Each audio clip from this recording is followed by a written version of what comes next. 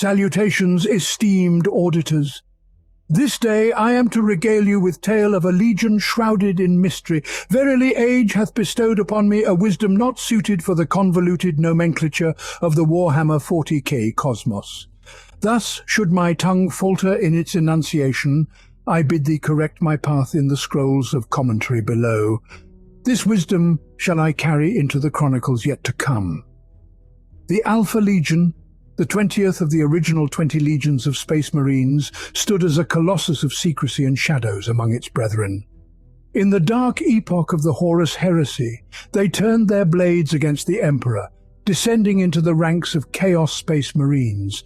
Even before their damning oath to the Dark Gods, the Alpha Legion was renowned as the most enigmatic of all legions, shrouded in a veil thicker than the void itself.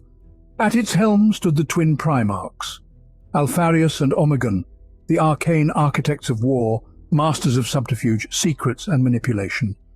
Unlike their fellow warriors of the stars, they shunned the clamour of open warfare. There were tales, whispered in the corridors of power and on the blood-soaked fields of battle, of Alpha Legionnaires cloaking themselves in the guise of loyal Space Marines, sowing seeds of discord and confusion. In addition to the darkly blessed Chaos Marines, the Alpha Legion's ranks swelled with a multitude of Chaos cultists, their fanatic hearts beating as one with their traitorous lords. As the last Legion wrought in the crucible of the first founding, the 20th's inception was veiled in secrecy, its creation commencing but speak of the Legion's existence as a prototype, a whisper of what was to come long before its time. The Keepers of Memory offer only fragmented echoes and contradictions regarding the true genesis of the Alpha Legion. Forged in utmost secrecy by the Emperor's edict, the gene seed of the Legion was shrouded in a mystery so profound that not even the illuminating gaze of the Astronomicon could pierce it. Like the Salamanders and Space Wolves, the Alpha Legion was crafted apart from the other Astartes legions, its purpose hidden perhaps for a specific inscrutable design known only to the Emperor. In the labyrinthine darkness of the galaxy, the Alpha Legion endured, a phantom menace, its allegiance and intentions as opaque as the void itself. In the dawn times of the Imperium's storied history, the earliest known deeds of the Legion were marked by the abduction and execution of foes, both upon the hallowed soil of Terra and beyond its sacred borders. These shadowed and mysterious Special Forces units, bowing not to the command of the Primarchs, were whispered to bear the designation Alpha. The Emperor himself, in his infinite wisdom, met with stern refusal the proposition to expand the genetic ranks of the Alpha detachments, thus limiting their number to but a few thousand legionnaires. Rumours shrouded in darkness suggest this decree was born of a potential flaw or imperfection within the Legion's gene seed, a blemish the Omnissiah's chosen could not mend. Others conjecture that the Emperor, in his grand foresight, preserved the Legion for a future enhancement of their gene seed, a rite of transformation beyond the endurance of any other Space Marine chapter. During the epoch of the Great Crusade, the Legion vanished utterly from the annals of Imperial record. Yet whispers echo of Alpha's small bands operating far from the vanguard's edge, undertaking covert missions on the periphery of the Crusade's advance. These warriors were Astartes, yet they bore no heraldry, and at times they even fought under the banners of other legions. Their operations spanned assassinations, espionage, sabotage, the theft of arcane artifacts, and more. Additionally, they were known to abduct influential personages from factions opposed to the Imperium. The Alpha's creed was to leave no trace of their actions, yet across the galaxy rumors spread like wildfire of a ghost legion, a phantasmal force enacting the Emperor's will in silence and shadow. The Alpha Legion's troops became infamous for their preference to weaken the enemy's forces with stratagems before striking swiftly and decisively. When Alpharius took command of the Legion, he was young, fervent, and eager to adhere to the commands of his Primarch. Alpharius believed that stealth and agility were the harbingers of victory. teaching his legion to employ a plethora of martial styles in training exercises and during operations. The victories of the legion during the Great Crusade encompassed deceptions, martial cunning, and misinformation. Such victories demanded immense skill and resolve, and so the Alpha Legion swiftly evolved into an insular and proud organization. It was this very pride that led to conflicts against members of other legions, notably the Ultramarines and the Death Guard. Following a divergence with Robert Guilliman, the Alpha Legion leaned even more heavily into their tacticians' warcraft, employing ingenious schemes to lead them to victories, even when a more straightforward approach would have been effective. A prime example of such cunning was manifested on the world of Testra Prime. There, the Alpha Legion, rather than seizing the planet's capital forcing a surrender, permitted the enemy to defend themselves. This strategy was to allow Alpha to shatter the enemy's defenses through the most versatile means. For an entire week, the defenders of the world suffered defeats and fell into brutal ambushes. In the end, they were compelled to surrender, losing about 90% of their army's composition. In this grim darkness, where only war exists, the Alpha Legion carved its path, proving that in the galaxy teeming with unyielding foes and unimaginable horrors, victory belongs not just to the mightiest of weapons, but to the deepest of deceits and the most enigmatic of strategies. Alpharius, with his legion, showed that in the endless cosmic battle, cunning could topple empires and shadows could conquer the stars. When queried as to why the legion had not chosen an easier strategy, Alpharius responded, "That would have been too simplistic." Such a mission had garnered him condemnation from nearly all his brother Primarchs. Only Horus, who had always marveled at Alpharius's workings, appreciated the craft of the Alpha Legion. In the years that followed the Great Crusade, the Alpha Legion receded into the void at the borders of the Imperium. Upon the eruptive chaos of the Horus heresy and the massacre at Istvan III, a sizable contingent of the Alpha Legion, numbering some 50,000 legionnaires under the command of their Primarch, was strategically positioned to heed the summons of Rogel Dawn and strike against the traitors at Istvan V. It was believed that this contingent of the Alpha Legion comprised the combined forces of 2 expeditionary fleets and their support vessels.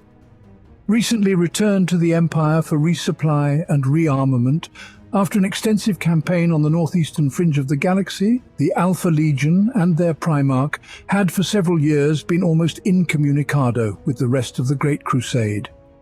This circumstance likely convinced Rogel Dawn, the Praetorian of Terror, of their loyalty and non-involvement in the treacherous madness that had seized Horus and his inner circle.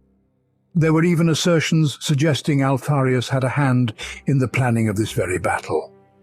It is known for certain that before the commencement of hostilities, the Alpha Legion had dispersed its scouts, spies, and saboteurs throughout the Imperium.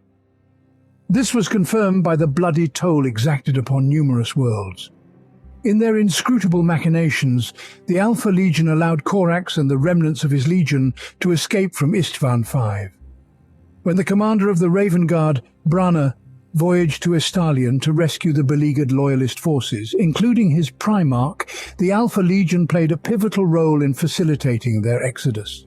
It was an Alpha Legionnaire who struck down the commander of the World Eater's battle barge, thwarting his vile intent to obliterate Brana's vessel. During the tumult of the heresy, the Alpha Legion distanced themselves from Horus's main host, abstaining from the assault on Terra. Instead, they embarked on a shadow war, endeavoring to undermine the Loyalists' reinforcements. They engaged in skirmishes, claiming victories over the White Scars on Talon and a detachment of Space Wolves on Urant. Despite their efforts, Horus was vanquished. In the aftermath of the heresy, the Alpha Legion did not retreat into the Eye of Terror, as did the other traitor legions. They ventured towards the eastern fringes, pursuing enigmatic goals of their own design. On the planet Espandor, the Alpha Legion found themselves assailed by the sons of Guilliman. Alpharius, the Primarch of the Alpha Legion, welcomed this confrontation, viewing it as an opportunity to demonstrate the superiority of his legion's guileful and unpredictable tactics over the renowned precision and unwavering loyalty of the Ultramarines.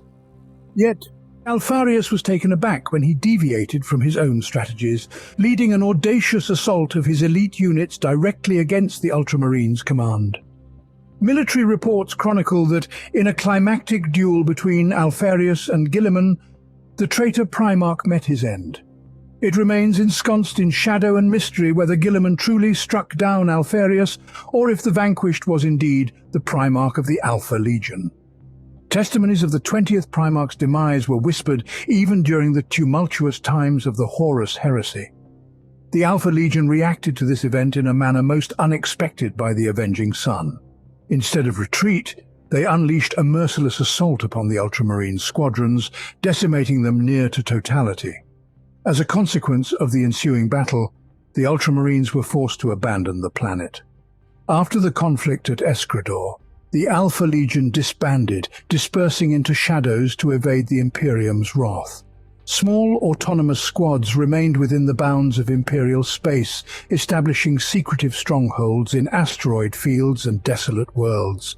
These squads commenced relentless strikes against military targets weakened by the heresy, continuing to pose a dire threat to the vessels, colonies, and garrisons of the Imperium. They expanded and coordinated chaos cults across the galaxy, inciting massive uprisings against Imperial authority. These rebels were often deployed to distract the Imperium's forces from worlds the Legion sought to assault, preparing for massed strikes emanating from the Eye of Terror. Their role in fostering heretical cults has drawn upon them the ire of the Inquisition, which has directed immense resources towards locating and eradicating the Alpha Legion's secret bases. To this day, the High Lords of Terror have declared the Alpha Legion utterly annihilated no less than 3 times in the 31st, 32nd, and 39th millennia. Yet these proclamations were always refuted by the relentless assaults of the Alpha Legion. Yet, the betrayal of the 20th and their worship of chaos might be deemed the most monumental deception in the annals of the Legion's history. Unlike the more overt traitors, such as the World Eaters or the Emperor's Children, the actions of the Alpha Legion ultimately served the greater good of the Imperium. However, to unravel the motives and decisions of the 20th, one must delve into the activities of another clandestine organization. The Cabal, a secret conclave composed of representatives from a myriad of intelligent species such as the Eldari and humanity. The goal of the Cabal is the eradication of chaos and the salvation of all living beings from being consumed by the Immaterium. The organization is also known for its involvement in the events of the Horus Heresy, manipulating Primarch Alfarius and his 20th Legion for its own ends. The Cabal is comprised of beings from diverse races, many of which elude even the comprehensive identification attempts of the Imperium. Some among them are entirely mechanical, purely energetic, or lacking physical form altogether. Other members include entities of insectoid, reptiloid, or avian-like life forms.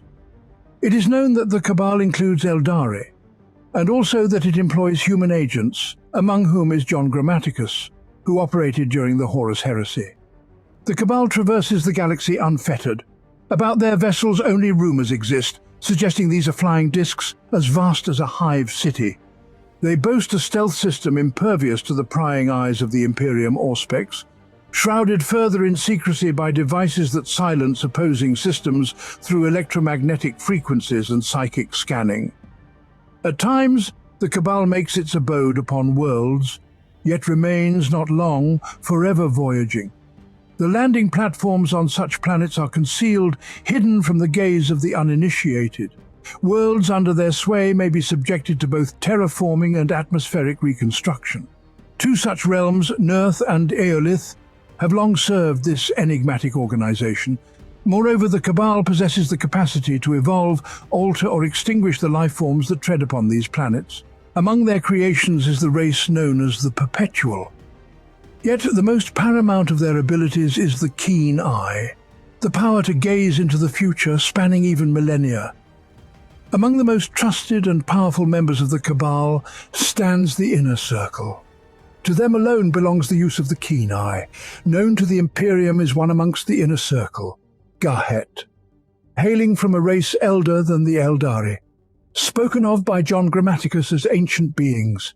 The Cabal harbours deep knowledge regarding the very essence of the Emperor, acknowledging him, much like themselves, as a principal adversary of chaos.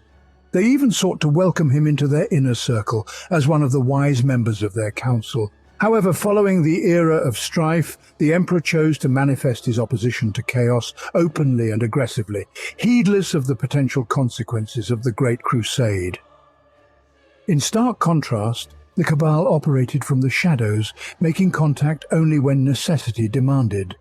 By the grace of the all-seeing eye and through their superior technologies, the Cabal was able to foresee the deception of the warrior Horus and the catastrophic civil war that it would unleash. Had the Cabal not intervened, this could have led to dire consequences that would enslave all known races under the banner of chaos. The Inner Circle analyzed all possible outcomes and consequences, dividing them into two distinct paths. Should Horus emerge victorious upon realizing the grave implications of his actions, instigating a civil war and becoming a murderer, he would inadvertently sow the seeds of conflict within the new Imperium. This would ultimately lead to the complete extinction of humanity as a race within a few generations. The forces of chaos, feeding off the emotions of humankind, would diminish and cease to exist. This was the outcome the Cabal had anticipated. They foresaw that should the forces of the Imperium triumph over Horus and the traitorous legions, the Emperor would sacrifice himself, becoming a being entrapped within the cybernetic expanse of the Golden Throne. His soul would eternally battle the forces of chaos, consistently faltering as his power dwindled over millennia. The Inner Circle believed this would lead to a stagnation of the Imperium and the gradual decay of humanity. The process would be unhaltable, driving ever more humans to surrender their souls to the service of chaos. However, after 10 or 20 millennia, humanity would inevitably fall before the madness of the Immaterium and be utterly destroyed. Endowed with the knowledge obtained through the all-seeing eye, the Cabal resolved that Horus must prevail. To achieve their ends, they needed only to persuade Alpharius to stand with Horus. They convinced the twin Primarchs and their legions to march under the banners of Horus and strive with every fibre of their being for victory over the adversary, sacrificing humanity itself in order to vanquish chaos. The Primarchs of the Alpha Legion accepted this, believing that were the Emperor in their stead, he would have done likewise. Even after many millennia, the warriors of the Alpha Legion wage war against the Loyalists upon the fields of battle. They extol the Emperor with their war cries, showcasing devotion not only to the Alpha Legionnaires and Imperial edicts, but honoring the name of the Emperor as their sovereign, while eschewing the beliefs of their faithful brethren to sow confusion among the enemy ranks. It is possible that discord exists within the Legion, for it is known that even in the waning days of the Horus heresy, many cells within the Alpha Legion were oblivious to the designs of their Primarch. Moreover, unlike other legions of the treacherous, the 20th did not flee into the eye of terror. They remained within real space, drawing the gaze of the Inquisition, rogue traders, and certain Xenos organizations. The Legion's overall disunity is also not to be overlooked. The assault marines of the 20th often aimed their weapons against the Xenos, thralls and servants to the ruinous powers serving the carcass upon the throne, but also against one another. For instance, Lord Occam has, on multiple occasions, slain his own allies within the Alpha Legion. An interesting fact, Occam sincerely considered himself a servant of the Emperor. The ranks of the Alpha Legion were frequently bolstered by renegade marines from other chapters. For an era, a fragment of the Deceiver, masquerading as a Primarch, held dominion over a significant cohort of the Alpha Legion. It remains a matter enshrouded in shadow whether there ever was a scheme to infiltrate the ranks of the renegades. But if such a plan was indeed woven into the fabric of their dark undertakings, whether any among us still draw breath who could bear witness to its truths remains a question lost to the mists of time.